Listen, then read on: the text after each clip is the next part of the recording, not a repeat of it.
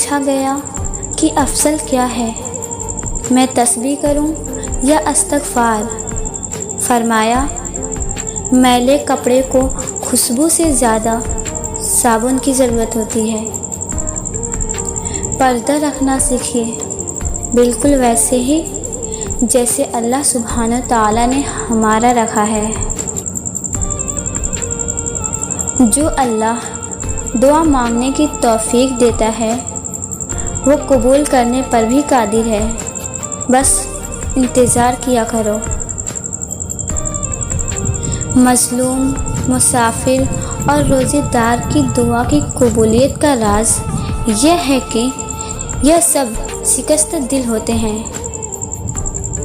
آج کا مسلمان 4 دن سگریٹ پی کر کہتا ہے کہ عادت ہو گئی ہے، موبائل استعمال کر کے کہتا ہے کہ عادت ہو گئی ہے، گالی نکال کر کہتا ہے کہ عادت ہو گئی ہے، لیکن افسوس کہ نماز پڑھ کر بھی اس کی عادت کیوں نہیں ہوتی؟ بھلائی کی تعلیم دینے والے کے لیے ساری چیزیں، یہاں تک کہ مچھلیاں بھی دعائیں کرتی ہیں۔ زندگی اگر امتحان لینے کے لیے رب نے دی ہے تو غور کریں، تیاری کے لیے کتاب بھی ساتھ دی ہے۔ ایک شخص سے پوچھا گیا کہ غصہ کیا ہے؟ خوبصورت جواب ملا، کسی اور کی غلطی کی سزا خود کو دینا۔ انسان جتنا آن لائن ہوتا جا رہا ہے، انسانیت اتنی ہی آف لائن ہوتی جا رہی ہے۔ موبائل پر کچھ اور ہے تو حقیقت میں کچھ اور۔ وقت ایسا چل رہا ہے جہاں تمام اچھی باتیں، ہمدردیاں سوشل میڈیا پر موجود ہیں، لیکن انسان کے کردار میں نہیں۔ ہر درد سبق دیتا ہے اور ہر سبق انسان کو بدل دیتا ہے۔ انسان کا اخلاق انسان کو ایسے مقام پر لے جاتا ہے کہ انسان اتنا سوچ بھی نہیں سکتا۔ مرنے والے انسان کو نہیں معلوم کہ آپ ان کے لیے کتنے آنسو بہائے، لیکن زندہ انسان کو مرتے دم تک یاد رہتا ہے کہ آپ کی وجہ سے اس نے کتنے آنسو بہائے۔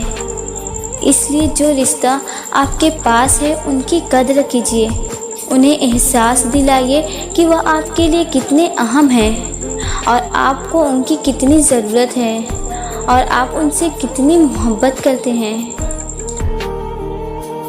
اگر آپ کے ساتھ کچھ برا ہوا ہے تو آپ دوسروں کے ساتھ برا نہ کریں، کیونکہ اس سے نہ تو آپ کو انصاف ملنے والا ہے اور نہ ہی سکون۔ بہتر ہے سب اللہ کی ذات پر چھوڑ دیں۔ یاد رکھیں، یہ دنیا مکافات عمل ہے۔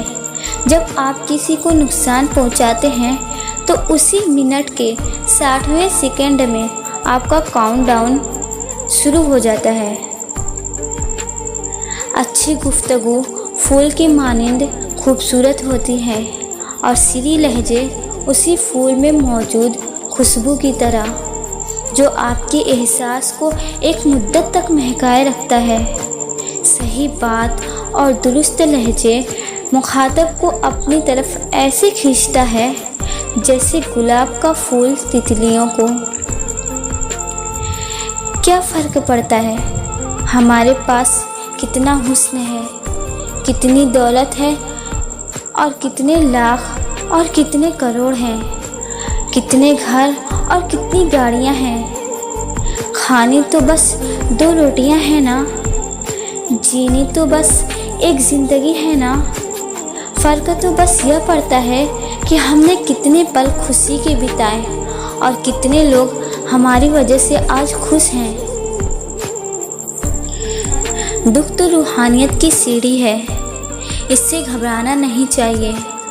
خوشی مناؤ کہ اس مہربان رب نے تمہیں چن لیا۔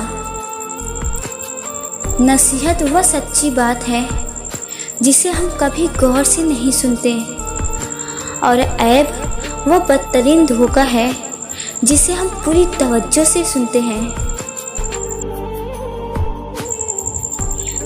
ایک دن تمہارے ہی اعمال تم سے ہی ملنے آئیں گے، بس پھر تم حیران نہ ہونا۔ رشتوں کو ایسی محبت اور احترام سے نبھایا کرو جیسے شہد کی مکھی پھولوں سے اگر رس نکال بھی لے تب بھی پھولوں کو کسی قسم کا نقصان نہیں ہونے دیتی۔ 2 دن کی زندگی ہے، اسے 2 ہی اصولوں پر گزارو، ملو تو پھول بن کر اور بکھرو تو خوشبو بن کر۔ زندگی کی سچائی کو سمجھنا بہت مشکل نہیں ہے، تم نے کرنا بس یہ ہے کہ جس ترازو پر تم دوسروں کو تولتے ہو اسی ترازو پر کبھی خود بیٹھ کر دیکھو۔ جس بات سے تمہیں تکلیف ہوتی ہے دوسروں کو بھی ایسے ہی ہوتی ہے۔ زندگی میں سکون اور خوشیاں صرف عبادات سے نہیں ملتی بلکہ معاملات کو سنوارنے سے بھی آتی ہیں۔ کسی کی میٹھی باتوں کا یہ مطلب ہرگز نہیں ہوتا کہ آپ اس کے لیے خاص ہیں۔ بعض اوقات کبوتر کو کھلانے کے لیے نہیں بلکہ پکڑنے کے لیے بھی دانہ ڈالا جاتا ہے۔ الفاظ چابیوں کی مانند ہیں، ان کا استعمال کر کے لوگوں کے منہ بند یا دل کھولے جا سکتے ہیں۔ اپنی زبان میٹھی کرو۔ لوگ کہتے ہیں لفظوں سے کیا ہوتا ہے، حالانکہ لفظ ہی قائل کرتے ہیں، لفظ ہی مائل کرتے ہیں اور لفظ ہی گھائل کرتے ہیں۔ مسلمانوں کی ذلت غریب ہونے سے نہیں بلکہ اسلام سے غافل ہونے سے ہے۔